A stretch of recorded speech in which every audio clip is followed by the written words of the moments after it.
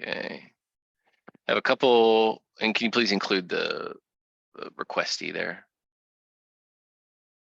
Sir, requestee.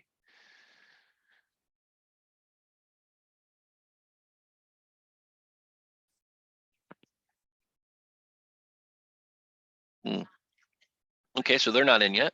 So guys, right now we've got a couple pre-submitted questions. Those users are not in the meeting yet, so I'll wait a minute in case anyone has any other questions. As always, you can use raise hand, ask in chat, or ask in QA, whichever is easiest for you. Yeah, go ahead, Wade. What you got, sir? I have a trying to exit this full screen. Sorry. I'm just trying to create a simple pie chart, and Okay. I feel like I have it set up correctly. I went on page, or I created a new page. Okay. I went to pie chart. Okay. I was trying to use a current report Okay. that I have grouped, and it picked the right field, and then it just keeps showing this generic UK, Germany, Japan, US, China chart for some reason. Are you running it, or are you looking at it in preview / the editor? I'm trying to, there's no run. There's no, okay. There's a view, but it just says show control edges. I don't know. Yeah, this is a place, the designer, the page designer doesn't give you a lot of like love at design time. So here, I'll come create a page. So here's a page, page 1. And then I'll search for chart, right? And then I'll put, oh, maybe not, pie. I just use the, yeah. There you go. So here's pie. Yeah, source looks like that. Yeah, I'll find some. There you go. Here's this. Right. So this is like just a design time thing. So to actually see what this looks like, I guess there is preview, which doesn't do anything, which is absolutely wonderful. Let's save this. And then like normally what you do to actually show a page to a customer is you're going to put it on a folder. So I'm going to come and add just a regular folder here called data. This is my host for my page, right? The way to think about decisions is each of these tabs is a page. And you'll notice if you look as I click through the URL, the page name value in the URL changes. Like this is a discrete like endpoint for me to log on to, for me to navigate to. I have a folder and a page, and that is the application resolves that to a specific location. But on data, I'm gonna right click, go to manage, page dashboard, add page dashboard. Just put in some garbage text for my page name, which is what you see here for folder view. I'm gonna pick the page, which is page 1. And then I can specify the order to determine the left-right sequence for the pages, right? I'm gonna save this. Now you'll notice ASDF is here. And if I click it, it's going to give me no data. So let's look and see. I probably, let me edit my pie chart. So here it is. I'm gonna edit this. Oh, I can't through here. That's really stupid. Let me just create a new report then. One moment. So I don't know what that report I selected is. So I'm gonna create a report. Report, create. I'm gonna search for folder. I'm gonna find folder data source, just a default data source. I'm gonna find entity name, and I'm gonna find full path, right? Actually, full path is probably too much. That's fine. Let me get rid of double full path. And then I'm going to go ahead and group on full path like I'm assuming you have. And what I can do now is save this. And let me, in case I'm wrong here, I don't usually use the actual pie controls. I usually use report viewers that render the pie chart by default. Let me come back to my page and let me click my new report here, report 1. It's not going to change anything here, but if I save this and close and come back to data, I should see my pie chart, which is behaving badly. Okay, let's try something. Let's do this then. How about this? We'll add created on date. I'm just trying to, maybe there's something wrong with too much data. Short date, group on created on date. Let's save this. All right. And then let's refresh this here. No data, okay. Still no data, interesting. You have to pick your grouping whenever you run. I shouldn't have to. Let me add a pie chart here. I don't think I have to do this. Oops, excuse me. count created on, that's great. So here's the pie chart. That's a fun one. And let me refresh this. What am I missing? Series. It doesn't have any series. Because that's the grouping, right? Is the series. It ought to be. Yeah, why doesn't it have any series? Is something wrong with this chart control? What's going on here? I could definitely do this way. This is my preferred method. I put a report viewer. I'd pick that report I just created. And then on the report viewer, I would go to view, default view charts, and that will make it load in the report view. I'll show you that in just a minute, but here we go. Series 1, count full path. It needs to, let me pick report 1. It's not updating there it is, created on date. Let's try this, save. And let's close and go back to our page. I bet they both render now. And then there you go, there's 2. Now, one of the neat things is, unlike this one that I prefer, you get these, you can start messing with the chart itself. So this is the biggest group is 311. So I can deselect 311 from my date group here. And then I can get the report, I can get the chart to actually render itself differently. This is not something that we've done a really good job of telling probably anyone about, but you now can interact with the actual data itself through the chart control. That's pretty So neat. you can change the sorting, you can change, if you have different series, you can change them. You can swap around. And so, you could drill in more detail. That's something in the report will render differently that this approach I was showing you here won't give you. Okay. I think the biggest piece you're missing though is really how to view it at like runtime, which would be to add a folder, put your page on that folder. Because what you'd be doing, right, really, if you're like iframing this in, like, or creating a dashboard for someone, is you'd be giving them the view integration link here. So you'd go to like view integration details here, and like you'd give them this full URL, right? Not just directly to the page. Right. Yeah. Okay. Yeah. And it'd go to a full page what it's going to render the whole thing. Okay. Yeah. I did have one more, unless someone else has another question. I have one from an anonymous attendee. Just bear with me just a minute here. Would division operations work on ARM processor-based Docker installations? I don't think we support running on ARM Docker installations at all. Do we? If it works, it's not something we've tested at all, so I don't really know the answer to that. We're definitely not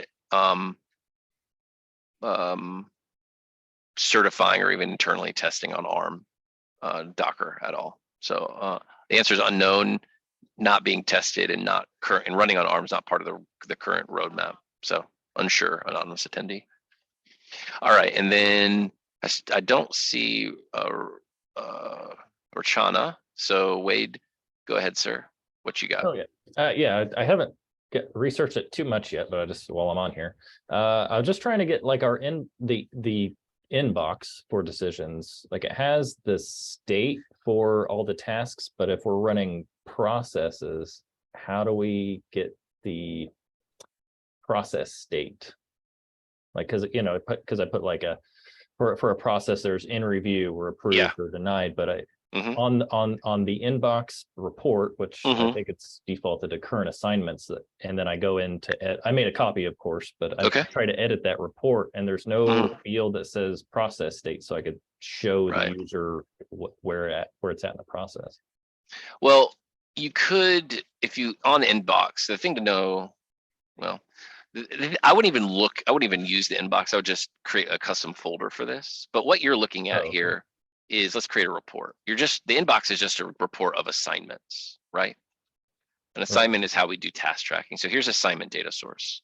Now assignment might have its, hopefully I have some on this, my local.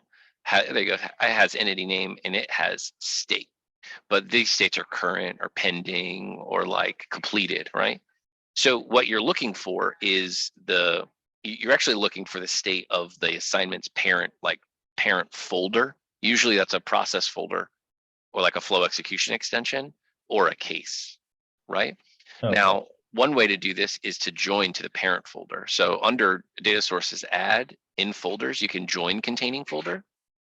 And then here, now what this will do is give you multiple results per record if you have multiple assignments. But then you could do in entity name. You'll notice now that I've joined the folder, I have all these ins here. This lets me embed the parent folder data in line. So I can do in entity name. That's going to show me the actual, process folder or case folder name that this assignment is inside of. Oh, gotcha. And then I can do in state.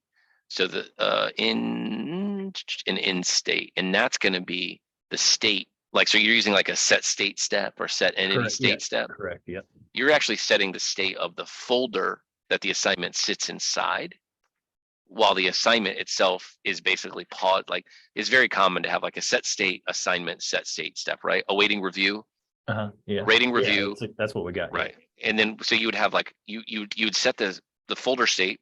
What that does is sets the process folder, right? The assignments go in the process folder. So it would set the process folder state, which is just a string, to in review. And then it would hit an assigned form and it would sit there and it would pause.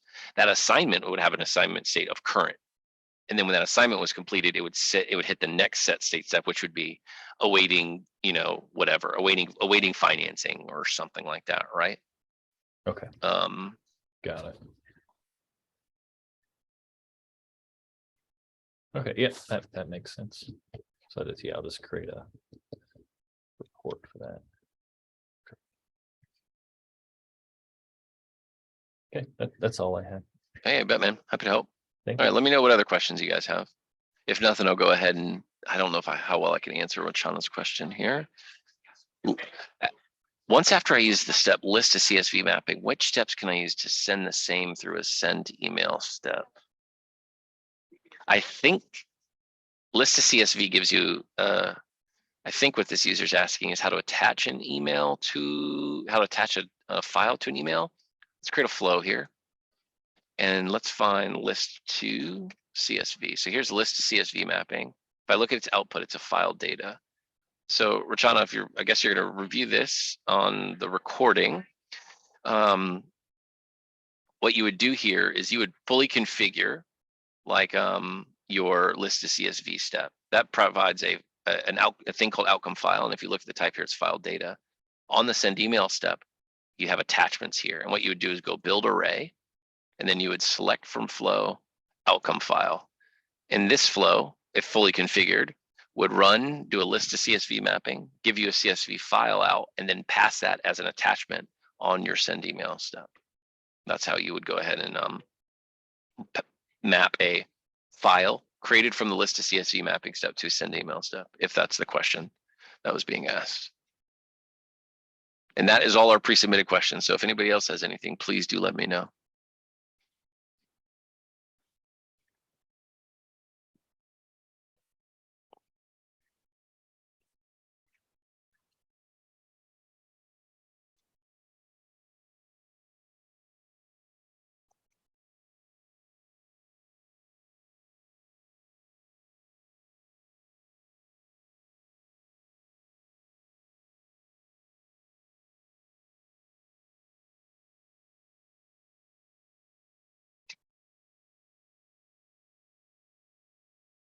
I got to do a little test here. So I'll just be building something for a test while we wait to see if anyone joins and has any questions for the next few minutes.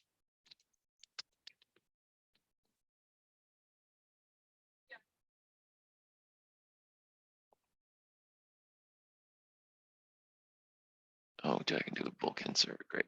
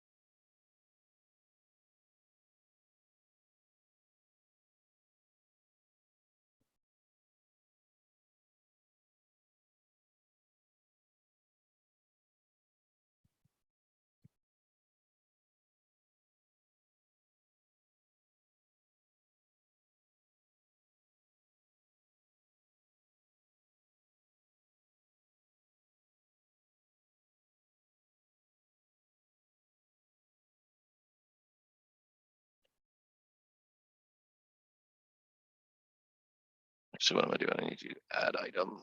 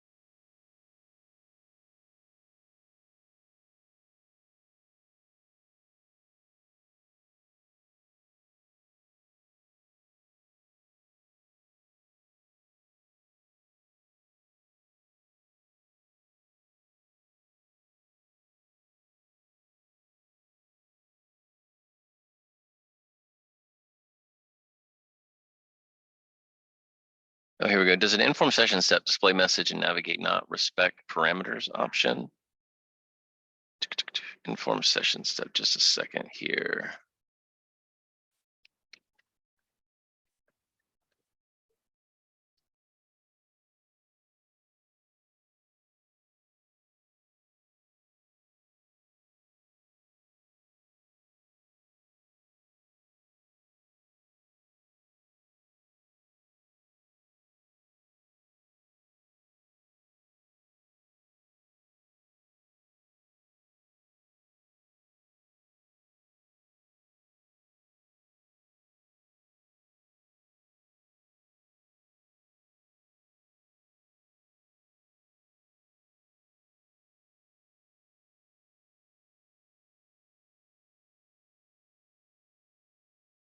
All right, inform session step and navigate not respect parameter options.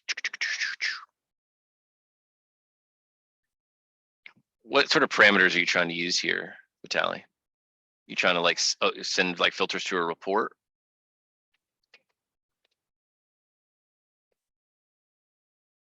Inform session.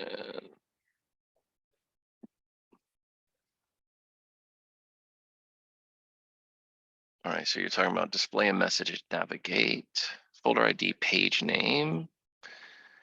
So the question is, all right, so let's navigate to that folder I just created for Wade's question.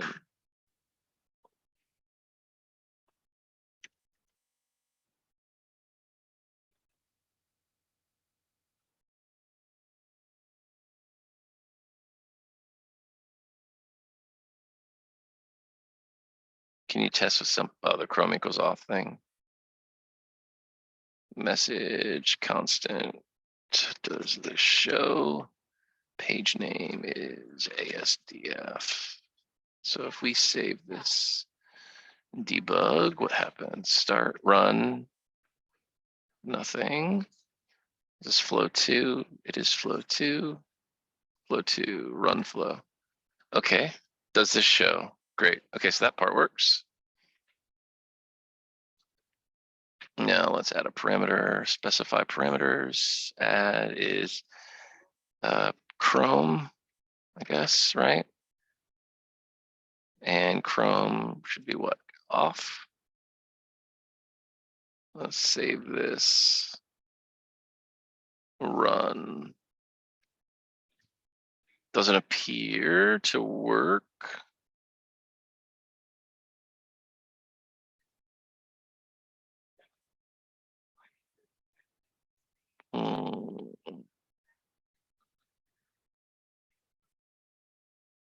Do I have to put Chrome equals off? Do I have to put the whole thing? I don't actually know. No, I don't think it does. We are changing the folder. Yeah, I don't think it does. It doesn't appear that it does respect parameters. Though some of these informed session behaviors are kind of odd.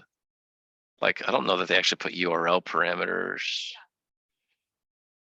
but they can, I think they can pass in values to reports. Or maybe that's only the one which maybe that's only display report. Update URL parameters. Interesting.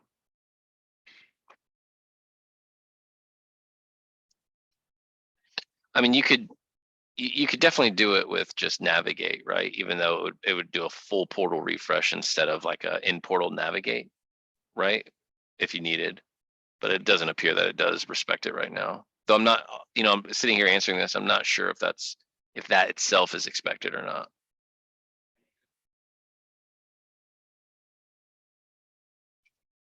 All right, that takes us Vitaly, the last one in the lobby. So you got anything else, man? Otherwise, I think we'll call it a day.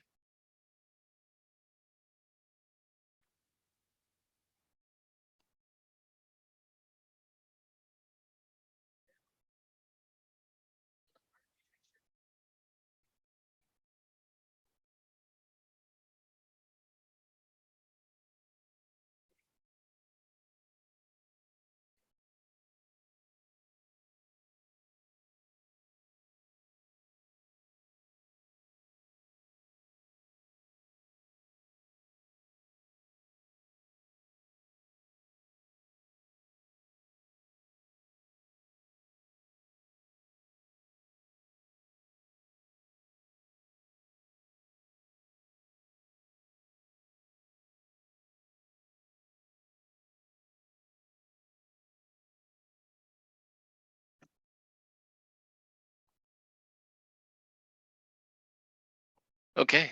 All right, great. Thanks, everybody. Have a great afternoon.